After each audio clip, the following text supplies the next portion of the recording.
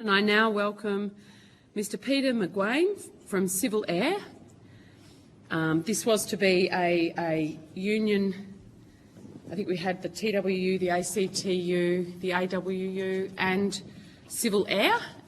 So we've set aside an hour for this, Mr. McGuane. So I understand information on parliamentary privilege and the protection of witness giving evidence to Senate committees has been provided to you all. For the Hansard record, could you please state your full names and the capacity in which you appear today? Peter McGuane, Secretary, Civil Air Operations. And the others are not with us, I assume. So I'll now invite you to make a short opening statement, and at the conclusion of any remarks, I'll invite members of the committee to ask you questions. Thank you, Chair. And firstly, thanks for the invitation to participate. I make an apology on behalf of our President, Tom McRobert, who may be known to some of you. He's currently on an aircraft on the way back from the United States, so unable to participate. I've provided a document that, from our perspective, identifies what the issues involving our members are with their services, and they can be broken down into four main areas. Can I confirm that the senators have received that document? We're just waiting to see if it's come to our Secretariat. Oh, okay. But if you just speak to it, that'll be fine. I can go through it. It's only brief. Yep. The first main area is in relation to staffing, and senators may be aware that there has been an offer of what's called a retirement incentive scheme made to Air Services employees. That was issued originally in July of 2021, and staff took up that offer between 2021 and 17th of June 22, and the net impact of that was 138 air traffic service staff took the offer, and of that number, 124 were operational ATCs. And it's our estimate that the retirement incentive scheme removed approximately 13.7% of air traffic controllers from rosters around Australia. Now, when the offer was first made, we formally expressed our concerns to Air Services about removing experienced ATC staff from rosters. In response, they told us they would not do anything to jeopardise safety and that they had a plan for staffing. So I'm sure members would be aware that there has been a great deal of publicity over time as a result of staff shortages causing airspace closures and downgrading of airspace and consequent problems. There's also been media reports where Air Services have been quoted as being critical about the level of unplanned leave being taken by air traffic controllers, and the management for some considerable time have blamed airline service interruptions on air traffic controllers taking increased unplanned leave. Now, that situation has only recently changed, and we're pleased to see that Minister King has made public statements acknowledging that there are ATC staff shortages, and as a result of that, the employer has now come out and acknowledged that that is the case and communicated that to staff, whereas the previous public position taken by Air Services was that they had sufficient air traffic controllers. In fact, they said they had 100 in excess of requirements, but they were distributed to the wrong locations. They weren't distributed where most needed, and that was something that we've been disputing at least for a decade and probably longer. We've collated data in relation to unplanned leave and the effects of that, and I need to sort of background this by saying that yes, we acknowledge there has been an increase in unplanned leave, a greater incidence than existed pre-COVID. I think it's also fair to acknowledge that there was an earlier than expected return to traffic levels than was forecast, and that's meant that if you combine the lack of staff and the reliance of the rostering process on excessive overtime, that's created an environment where people have increased levels of fatigue, they have problems in relation to work-life balance and family commitments and the like, and so we say that it's a natural consequence of that there has been a capacity to require further leave.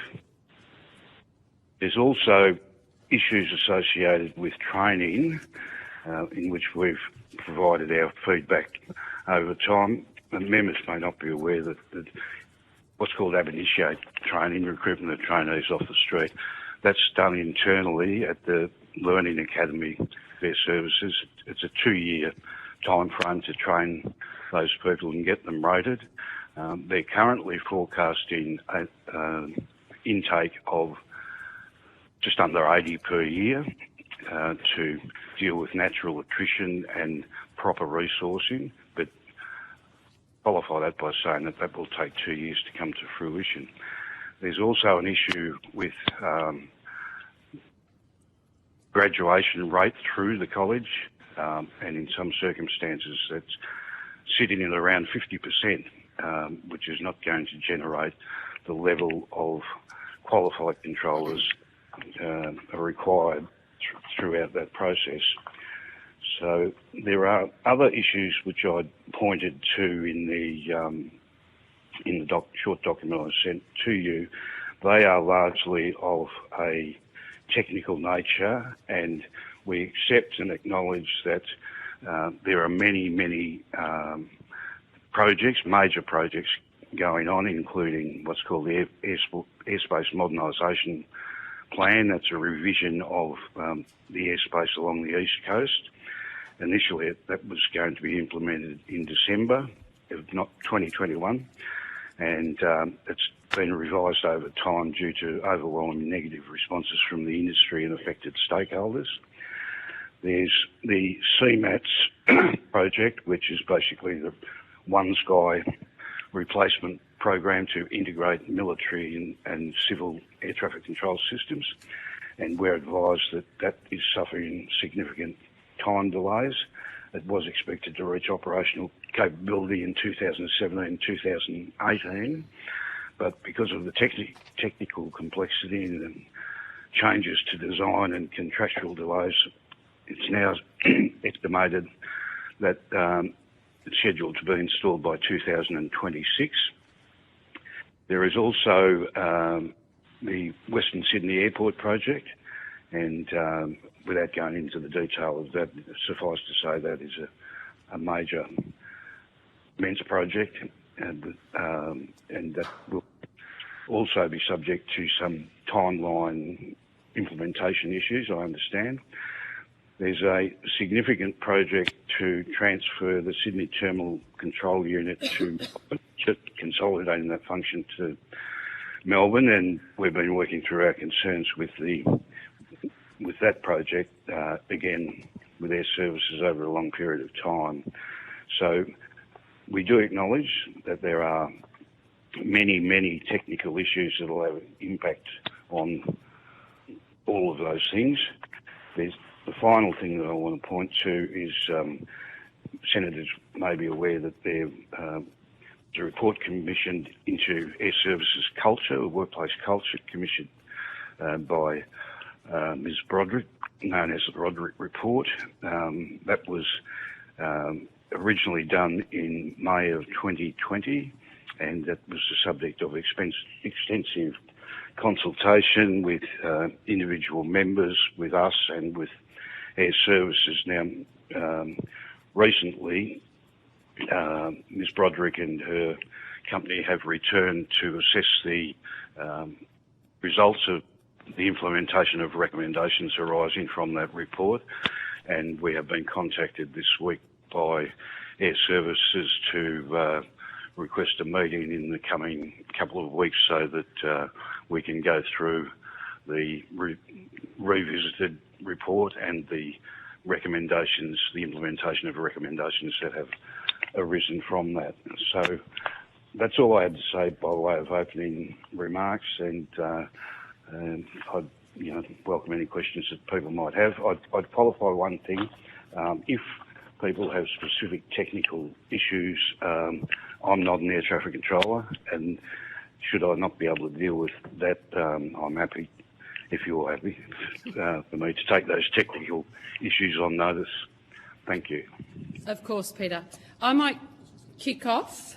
What feedback have you had about your members, about the culture of air services as an employer? They appear before Senate estimates regularly, Air Services Australia being, and this is a topic that we canvass every estimates with them. What feedback are you getting from your members on the culture at Air Services Australia? Extensive and regular feedback. Positive? Extensive, regular negative. and positive? Extensive, regular and negative, Yes. the main. It's probably up there with, aside from the pure industrial issues, it would be the second biggest item of business for us. We're contacted almost on a daily basis. By your members about the By our members, negative yes. workplace culture in Air Services Australia? Yes, I confirm that, and mainly those issues are allegations of bullying, intimidation, inappropriate behaviour. They have a fairly consistent theme, and that is what we'll be taking up with Air Services when we review the Broderick report. But I stress that it is largely negative and regular. I just want to go to some of the evidence we heard in Sydney from the Sydney airport. Air Services Australia operate the airspace, the movements at Sydney very conservatively to ensure compliance with the 80 flights per cap. Is that correct? That's correct, yes. And what does that conservative approach look like? There's a capped figure and subject to noise abatement and those considerations. Also regularly subject to prevailing weather conditions, which in circumstances where they can't fully utilise the runways, so, for example, with crosswinds, and that rate has to be adjusted downwards. It's also the case that in situations where short staffing may apply, they would also have to downgrade the movement rate. But as an aside, I just need to indicate that we receive regular advice that air traffic controllers often get the blame for cabin crew announcements about the reasons for delays or issues, and they are not always accurate. They regularly do not refer to prevailing weather conditions. There was a circumstance in May where Qantas wrote out to 1,200 of their passengers saying that due to, they sent text messages to say that due to air traffic control staffing issues, there'd be delays, whereas in fact it was 100% due to crosswinds, and Air Services took offence at that as well and wrote to Qantas and asked for an apology and a public retraction, which wasn't provided. I'm also aware that pilots had been directed to read what amounts to a pro forma statement. I've seen a copy of that, and it was designed for cabin announcements to include a standard pre-departure or in-flight announcement by the crew. The text of that read, "Hello everyone, we have been advised due to air traffic control limiting arrivals into X airport, We have been asked to hold our arrival into destination. We expect to be delayed by X minutes, and it's suggested that where appropriate, that it is requested that judicious wording be incorporated during the normal announcements. So I think I just simply try to illustrate the point that whilst often air traffic control is blamed for delays, that's often not the case. Well, we heard in evidence the other day that air traffic control is only responsible for 20 to 30% of the delays. So would it be your evidence today that Qantas has employed that pro forma to actually mask the fact that their own anti-competitive behaviour is causing those delays, not air traffic control? That is my evidence, yes, and I think it's designed to ensure or to reduce reputational damage. That's my personal view. So a deliberate misrepresentation of facts to customers to protect their reputation. Hello. And to damage your Hello, reputation. I think I'll take us on mute until fabulous, I think. Could you? The next witnesses from the ACCC need to mute themselves. We need to, whoever's just logged on, could you just press mute on your phone, please? We're with the current witnesses now. So sorry, as I understand your evidence, Qantas is seeking to minimise the reputational damage to themselves when they are the cause of the delay and damage the reputation of air traffic control staff. Yes. Thank you. Early this year, you raised concerns at Air Services Australia about them removing experienced staff from rosters. You estimated the retirement investment scheme to have removed approximately 13% of shifts from rosters around Australia. What impact has that had on your operations? A negative impact. It's reduced the resilience of the ability to be able to replace stuff. It's reduced the capacity that's required to operate the system, and it has been a negative effect which we were very cautious about at the time when it was first introduced. The other side of that equation is it's meant that the remaining staff have had to perform additional hours to cover those absences, and I would refer back to my comments earlier about the effect on work-life balance and fatigue levels, etc. It's also reduced the capacity for providing instructional staff to process the new intake, where you don't have the capacity to take people from an operational environment and put them in a learning environment because there simply aren't enough staff. So in our view, that has a negative effect on the capacity of the academy to train people. Thank you. And my final question. We heard from Sydney Airport that Air Services Australia had 1 to 2 individuals in the air tower counting with a clicker by hand planes as they... I know, it sounds like it's 1965, but it's actually 2023. Their counting technology for flights, those 80 movements, is an employee in the tower with a clicker, clicking every time a plane takes off. Is that your understanding? I'm not personally aware of that. Have you heard of the rumours? I've not heard of that particular rumour, but I'm well aware that the facility in Sydney, certainly in the terminal control unit, it's a 1970s building and very, very antiquated facilities. So I can't confirm it, but it wouldn't surprise me. What I can do is take that question on notice and make some inquiries and provide you with a written response. That'd be fantastic. Senator Sheldon. Good, thank you. Thanks, Chair. We heard from their services, and thank you for joining us, Mr. McQueen, as well. Appreciate your time. Thanks for joining us by teleconference. We heard from Air Services Australia on Tuesday about the shortages of air traffic controllers and the retirement incentive scheme operated by Air Services during COVID and under the previous government. And you've gone to a bit of that in some of your answers so far, but if you wouldn't mind just expanding, could you just talk about the impact of that decision on workers who you represent? The primary impact, there's two impacts.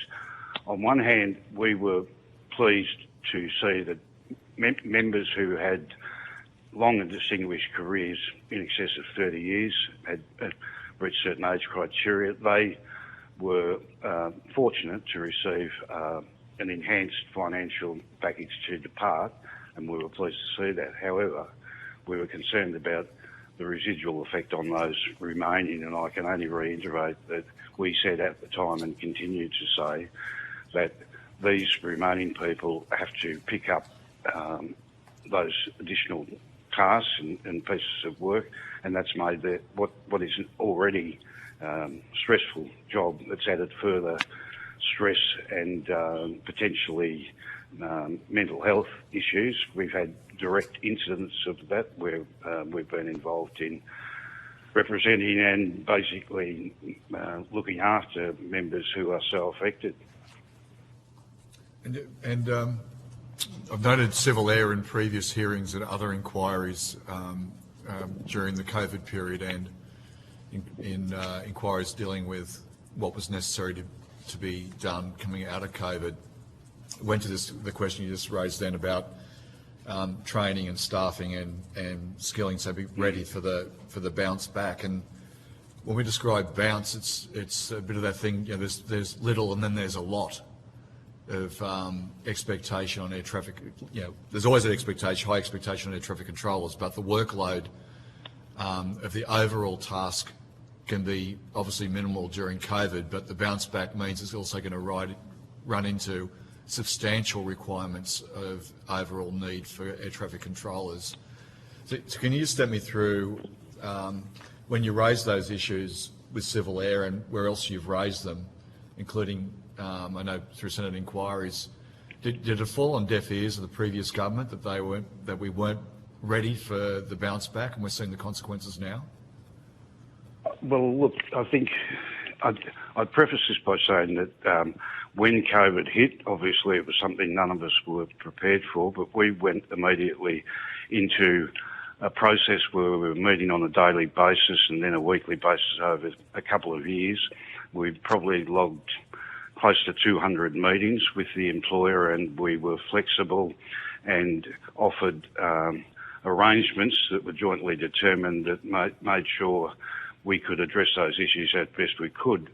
Whilst that was continuing on, we were concerned about the effect that people who weren't regularly exercising the required skills, those skills may deteriorate when traffic returned to normal levels. Air traffic control is an environment where you regularly need to be checked to ensure that your skill competencies are as required, and our concern was if they weren't being regularly exercised, then there may be consequent effects. So that's about the best way I can describe that, Senator. Would it be possible to, if you can take this on notice, that where you've provided correspondence to Civil Air and their response to Air Services. Air Services, sorry. When Civil Air put correspondence to Air Services, that what the responses were and the number of occasions that was done with copies of that correspondence? I certainly can do that, Senator. Also, if there's correspondence to other authorities or parties that you've also raised that, including any other public occasion that's been raised? Yes, and we've also communicated and discussed with CASA, and I'll provide that correspondence as well. And what was CASA's response when you were communicating those concerns? I'd like to be fulsome about that, but we made a Freedom of Information application, which I only received yesterday, and it's run to 150 pages, so I haven't absorbed that at the moment, but I will include that in the advice that I provide to you. Would you? I appreciate you haven't got the you haven't had an opportunity to go through the 150 pages, but could you just take us through what the flavour of what you were seeking from CASA? That air services were compliant with the relevant legislation in that it provides for minimum numbers of staff to fulfil the requirements of the civil aviation regulations. And I, in a very cursory read, think the flavour of that is that there have been identified occasions where they don't believe they are compliant, but I cannot say that for an absolute fact, having not read all of the material. That's my feeling at the flavour of it. I appreciate you've said you need to do a deeper dive in the material that you received. It's 150 pages. But just taking to a possible conclusion that if they weren't, CASA's found that they weren't complying, what's the potential consequences for the travelling public, and what's the solutions, and why are we in this? Why would we be in such a potential dire strait? I think the normal process would be that if CASA were to make such a finding, they would make a recommendation that they needed to be compliant or put in place a system where the requirements of the legislation were fulfilled. I can't speculate, again with the qualification I made before, about what the consequences to travelling public may be until I've gone through that, and I apologise for that. Can you just want to just the feeling with? Did you feel you're in a position, and at any point did the previous government reach out to you with, as air traffic control, such a primary role of keeping Australia connected with the world? Did they reach out to you at all to seek your opinions on what was happening with the air traffic controlling sector during COVID and coming out of COVID? Rarely, if at all. And if they, for the rare occasion, what was your feeling? Did you feel that did you get a hearing, or was it a blank wall? My feeling was that there was not serious consideration given to issues raised as we were. This is a personal view, that we were difficult and seeking to run an agenda, I guess, is the best description. So an agenda of actually keeping the air safe, is that? From our perspective? Yes. I had the feeling that it was more an industrial relations tactic to achieve some unidentified gain than anything else. So you're raising serious concerns with the previous government, which we're now paying the consequences for. And in those discussions, the government's response was, if I'm paraphrasing this correctly, that that's just an industrial issue, and they weren't taking what were serious concerns we're now paying the price for in any weighty or responsible way. Is that accurate, or is it, if you have a different view? It's my view that the way the portfolio was handled and the lack of workforce planning and other issues that we'd legitimately identified weren't afforded sufficient weight, and therefore we are in the situation that we're in today. In the Senate inquiry, previous Senate inquiries and other matters regarding the aviation industry and its preparedness, which I was directly involved in, I noted from the minority report from the committee from the then References Committee, but the minority report from the then government was that they were concerned that industrial matters were being raised in the context of what we needed to do for the aviation to jump back. And I noted that, much to my dismay, that the thought that people's remuneration to retain them, the thought of training and skilling, the thought of having a viable workforce was seen as industrial issues rather than issues for the future of the aviation industry being viable. Was that your experience? Yes, as I alluded to before. Sorry. Sorry, I didn't mean to cut you off. Please go ahead. No, the COVID experience and joint working relationship with Air Services was highly productive, and the reason I say it wasn't industrially motivated is the union entered into a memorandum of understanding with Air Services to ensure that the conditions, etc., reflected what was required, and that meant that we gave dispensations to provisions of our current enterprise agreement to allow rosters to be operated in a certain way that otherwise would have incurred a penalty. So, in simple terms, we ignored provisions of the enterprise agreement as a means of providing an environment that was both safe for our members and ensured that we retained the skills, whereas internationally the experience with air traffic controllers was that large numbers of facilities in the United States, throughout Europe and other locations, closed down never to reopen. And that did not happen in Australia, and there is currently part of the problem is that there's an international skills shortage of air traffic controllers all over the world, and that is contributing to the problem here in Australia as well. So you, during that period, you took the workforce through their union took a altruistic and a practical response to making sure that the air services could properly function, but also have a better chance of functioning in the future.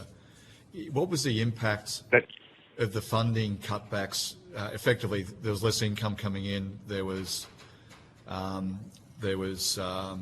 changes to the arrangements of what payments were made by airlines themselves to air services, and there wasn't, would you say, not sufficient income to actually make sure there was a viable air services and number of air traffic controllers kept in place for when the bounce back came? I'm not personally aware of that. I wasn't involved in any. I was aware of the government support provided and subsidies, etc. But I was not involved, and therefore I don't believe I can comment on the precise financial arrangements, aside from what I've said about the joint arrangements we entered into to ensure, as best we could, the bounce back. Yeah. Could you just take on notice just about the what pressures for those that may have been during that period from the lack of finance or the perceived viewed lack of finance, the decrease in finance and income that was received by air services, and its impact on that period during COVID, but as a result, the impact it's now having because of what would certainly I would put poor decision making during that period of labour training, skilling, and retention. I'll certainly take those on notice, Senator. How important are secure and well-paid jobs in the Australian aviation sector in your view? Essential. And why is that? Well, for the members I represent, it's a very limited employment pool. There's only one employer in Australia, apart from the RAF, with a much smaller and different workforce. And for Australia to retain its reputation and the professionalism of air traffic controllers that is viewed very highly internationally, I think those standards absolutely need to be maintained. Back to you, Chair. Good, thank you. Back to the Chair. Yeah, thank you. This section was to have 4 different unions, which is why it's so an hour. So I want to thank you for appearing today on behalf of your members who undertake one of the most important and unheralded tasks in making sure Australians get to and from where they fly safely. So please go well with our thanks. Thank you all, and hope you all enjoy a safe trip home, looked after by air traffic controllers. Well, thanks to the air traffic controllers, I'm sure we will. Others are in charge on whether we'll be on time or not.